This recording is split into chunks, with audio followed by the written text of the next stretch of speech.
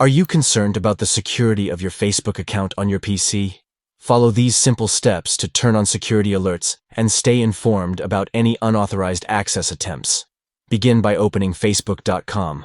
Next, click on your profile picture located on the left side of the screen, and then select Settings and Privacy, followed by Settings.